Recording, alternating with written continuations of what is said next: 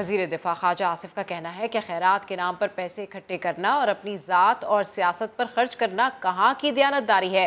سما کے نمائندے شہزاد احمد سے خصوصی گفتگو میں ان کا کہنا تھا کہ اداروں پر حملے اور قربانیاں دینے والوں کو متنازع بنایا جا رہا ہے۔ ان حرکتوں کا مقصد سرحد پار دشمن کے عزائم پورے کرنا ہے۔ اس شخص کو ملک کا خیر خواہ سمجھنا سب سے بڑی بے وقوفی ہے۔ اسے اپنی پارٹی کے لوگوں پر بھی اعتماد نہیں ہے۔ 9 حلقوں میں الیکشن لڑنے جا رہے ہیں، کیا وہ صادق امین ہے کہ 9 حلقوں میں الیکشن وہ لڑ سکے؟ صادق امین تو نہیں رہا۔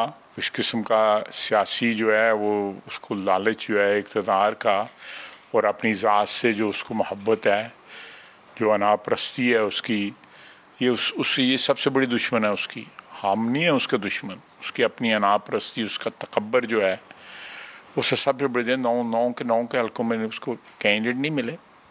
سیاست تو جو ہے وہ پنجابی میں کہتے ہیں نا کہ ونڈ کھاؤ تو کھنڈ کھاؤ، سیاست اس کا نام ہے۔ میرا حیران ثناء اللہ صاحب نے کہا ہے کہ اگر وہ الیکشن کرانا چاہتا ہے تو دونوں اسمبلیاں توڑ دے، 2 اسمبلیاں اس کے پاس ہیں، وہ دونوں اسمبلیاں توڑنے کی ابتدا کرے، تو اس کے بعد جو ہے الیکشن جو ہے بالکل ایک جنرل الیکشن سارے ملک میں ہو سکتے ہیں، کیوں نہیں ہو سکتے؟ لیکن وہ خود نہیں کرے گا۔ دیکھیں آج تک انہوں نے گاڑیاں واپس نہیں کی سرکاری، 85 جو ہے کمرے جو ہیں فلیٹ جو ہیں لاجز کے اندر پارلیمنٹ لارج جہاں پہ میں بھی رہتا ہوں وہاں ان کے پاس ہیں، فیسلٹی ساری اویل کر رہے ہیں، اور وہ 2-4 لوگوں کو جو ہے وہ جنہوں نے استعفے نہیں دیے ہوئے انہوں کو نوٹس کیا ہے اسمبلی کی طرف سے، تو انہوں نے کسی نے کہا جی میں بیمار ہوں، کوئی کہہ رہا ہے کہ جی میں ملک سے باہر ہوں، میں آ رہا ہوں، میں جا رہا ہوں، یہ شخص قربانی نہیں دے سکتا۔ آپ حساب لگائے نا کو 4 بندوں نے 5 بندوں نے جو اس کے ملازم میں ہیں جس میں ان میں پرائیویٹ سیکٹری بھی ہے ان کا، وہ کہتے ہیں جی ہمیں پتہ ہی نہیں ہے، ہم سے اکاؤنٹ کھلوائے ہوئے ہیں، بلینک چیک ہم سے سائن کروائے ہوئے ہیں، ہمارے پیسے آتے ہیں اس میں نکل جاتے ہیں ہمارے اکاؤنٹوں میں، کیا ہوتا ہے ان کے ہاتھ سے نہیں ہوتا۔ دوسرا یہ ہے کہ خیرات کے نام پہ پیسے کلیکٹ کرنا اور سیاست کے اوپر وہ خرچ کرنا، اپنی ذات پہ خرچ کرنا، یہ کہاں کی دیانتداری ہے؟ یہ کہاں کا صادق اور امین ہے؟ تو یہ شخص جو ہے یہ ایک جعلساز ہے، ایک بہروپیہ ہے۔ کوئی اس سے نہیں پوچھتا کہ میرے آپ کے بچوں کے متعلق باتیں کرے گا، جی یہ ملک کے باہر ہیں، فلانے کے ملک کے باہر ہیں، تیڑے کرے ڈس کے رہندے نے۔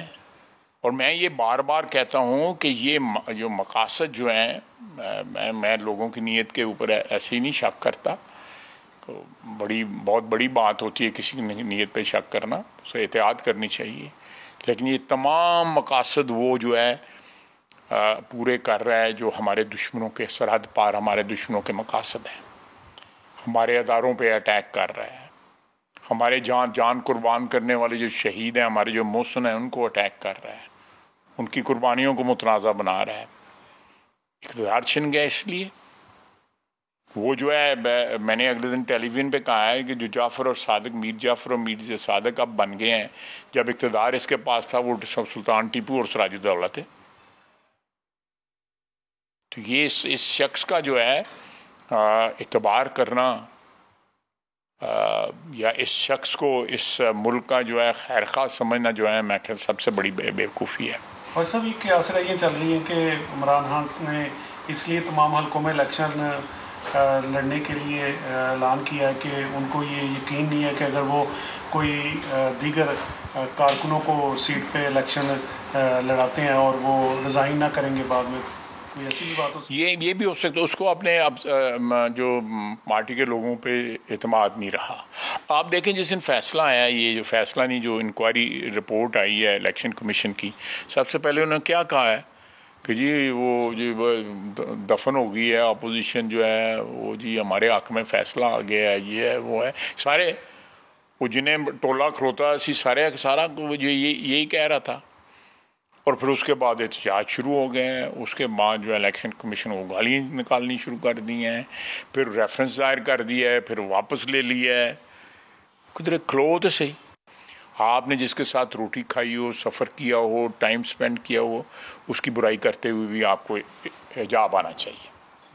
یہ ایک اصول ہے، یہ بڑے سکھا کے جاتے ہیں، اس کو پتہ نہیں کسی نے نہیں سکھایا ہوا۔ اور سب کیا کاف لیگ کی جو 10 سیٹیں ہیں وہ ڈی سیٹ ہو سکتے ہیں اگر شجاعت؟ یہ قانونی مسئلہ ہے، مفادات کی جو حفاظت کرنی یا اس کے اصول کے لیے تگودو کرنی جو ہے نا، یہ ہماری جو اشرافیہ ہے اس میں بالکل سرایت کر گئی ہوئی ہے۔ آپ نے بتایا تھا کہ آپ نے جب پرویز الہی سے ملاقات ہوئی آپ کی، وہ اندرونی بات ایک دفعہ ذرا بتا دیں دوبارہ۔ نہیں، میری اسے ہم جب ان کے گھر گئے تھے پورے خلوص کے ساتھ گئے تھے، اور میرا بھی خیال ہے کہ انہوں نے پورے خلوص کے ساتھ جو ہے وہ ہماری آفر قبول کی تھی۔ رات کے پچھلے پہر میں یا صبح کیا ہوا ہے وہ بہتر جانتے ہیں کیا ہوا ہے، میں اس پہ اسپیکولیٹ بھی نہیں کرنا چاہتا۔ بالکل ہمارے چوہدری صاحب نے گلہ گزاریاں بھی کیں، جو ہے کہ مونس کے اوپر مقدمات بنائے ہیں، انہوں نے ہفتہ پہلے بھی گرفتار کرنا چاہتے تھے، 2 دن پہلے بھی گرفتار کرنا چاہتے تھے۔ پھر ان کی جو ہے ان کے متعلق انہوں نے جس قسم کی باتیں کیں وہ میرے اور ان کے درمیان ہی رہنے دی ہیں، یا میرے ساتھ انہوں نے جو باتیں کیں ہماری پارٹی کے حوالے سے، میرے قائد کے حوالے سے، کہ ہم چاہیں گے کہ دوبارہ اسی طرح تعلقات جو ہے سٹارٹ ہو جائیں جو کہ 90 کی دہائی میں تھے۔ سی ایم کی آفر قبول کی انہوں نے؟ بالکل قبول کی، بلکہ میں نے 126 بندے کی انہوں کو جی انہیں لسٹ لے لو ساڑھے کو، ووٹ آف نو کانفیڈنس کرنا تھا نا ہم نے، لے لو۔